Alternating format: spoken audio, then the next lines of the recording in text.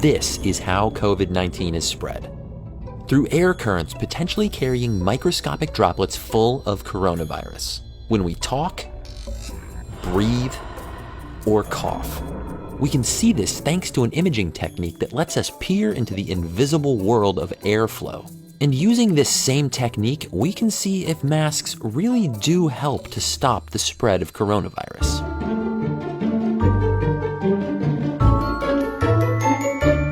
Hey smart people, Joe here. If you've been feeling confused about masks, what they do, what they don't do, whether or not you should wear one, I hope this video will help.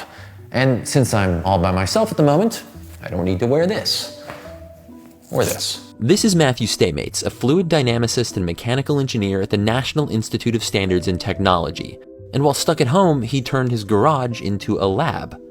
Using a technique called Schlieren imaging, he captured some incredible images of a world that's normally invisible to our eyes. If you've ever seen wavering distortions above a hot road, that fluttery mirage happens because different temperatures and densities of air bend light in different ways, like a fluid lens. And when we talk, warm air streams out of our mouths, meeting the sea of colder air around us. A Schlieren setup lets us see these tiny differences. A narrow source of light is bounced off a concave mirror towards a camera, with a thin metal blade blocking some of the focused light. As that light interacts with air and the space between, it's bent in ever so slightly different ways, creating shadows and bright spots in the final image. And as you can see in this video from my friend Derek at Veritasium, it lets us see everything from the helium coming out of a balloon to heat rising off of a candle. And at 250 frames per second, it shows us exactly why masks work to slow airborne infection. Now, it's important to remember that we can't see viral particles in these images. They're too small. But the viruses are carried on that breath just like a river carries fish. In fact, an individual viral particle is smaller than the weave of most fabrics. So why does this work? Well, masks help in two interesting ways. First, it's important to understand that viruses don't float around alone. They fly out in droplets of moisture. Most droplets are heavy enough that they fall within 2 meters or so, but any person or object within that distance can get bathed in virus. And without a mask, some of those droplets can evaporate into super tiny particles of infection that can float on air currents far from your mouth or nose.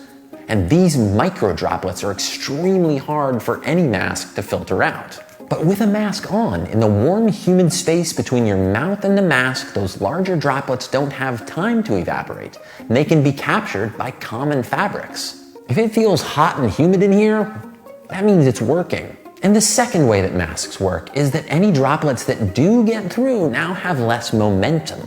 The air currents disperse in eddies and swirls instead of flowing away in streams, which means droplets won't travel as far.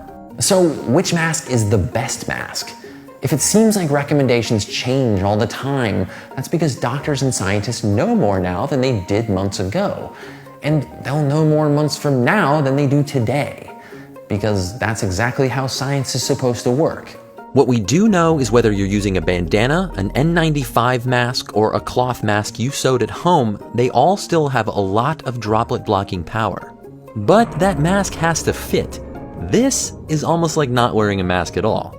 A mask that's too tight or has too many thick layers can actually force more air out the sides. A good test is to see if you can blow out a candle through your mask from about 1 foot away. These Schlieren images are clear evidence that masks are effective, but the best science relies on multiple lines of evidence. Here's an experiment that we did with someone talking through a sheet of laser light, illuminating all of the micro droplets released as we speak. With a mask, those droplets are all caught. And this microbiologist sneezed, sang, talked, and coughed over petri dishes. A simple mask blocked nearly all of the germs, and even though this experiment detected bacteria and not viruses, they both leave our airway in the same respiratory droplets. It should be pretty clear to you now why masks work, and the body of research that proves that is getting stronger all the time. Links down in the description. But really, the most important question is, why should you wear a mask? You know, it's often said that masks aren't to keep you from getting sick, but to keep you from getting others sick. Wearing a mask can dramatically reduce the chance of spreading COVID. But that's a strange thing to think about, because you might think, well, I'm not sick. I've got a strong immune system, so I don't need to wear this. But we know that COVID-19 can go undetected, and almost half of infections may come from people who don't show symptoms. That could be you, or it could be the person next to you. And if it is, wouldn't you want them wearing a mask? They probably feel the same way about you. Can masks harm your health, like lowering your body's oxygen levels? No, that's a myth, and it's been tested over and over again by healthcare workers who work all day in masks. And masks won't stop the pandemic on their own. They're best used in combination with other safety measures like hand washing and physical distancing. Stereotypically macho people have actually been shown to resist masks more. I get it. Dudes, you don't feel cool, even though lots of cool dudes wear masks. Or maybe your nose itches, or your glasses fog up, your face is sweaty.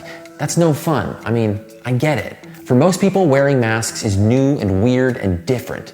But there are lots of things that used to be weird and different until everyone just started doing them. I mean, umbrellas used to be viewed as completely feminine accessories for rich people and only used to shade the sun. Until one day, some masculine men decided that they were tired of getting rained on, and suddenly enough people were using umbrellas that they became like the most boring, socially acceptable thing ever. It's true, look it up. And most people didn't use condoms in sexual relationships until the risks of HIV and other infections pushed people to change their behavior. And now it's not only normal, it's a way to say, I respect you, and I want to protect both of us. This is also a sign that you want to protect others and have them protect you. And the sooner that this becomes part of everyone's normal everyday life, the sooner we can all get back to normal everyday life. In every pandemic in history, it's the actions and choices of individual people that have made the difference. A mask can stop a virus, but it also sends a message. We're all in this together. And that's something we all need to hear right now and every day. Stay curious. Thanks for watching this video, and I hope that you'll send it to somebody that you know that needs to hear this message. But remember, what we know from social psychology is that shaming people into wearing masks, that's not gonna work. So come at it with an open mind and an open heart, and we can all do this together. And like always, I'd like to thank everyone who supports the show on Patreon. We couldn't do it without you, this video or any other video. And we're so glad, especially now, to have your support. And if not, we're just glad you're here this week. See you next time.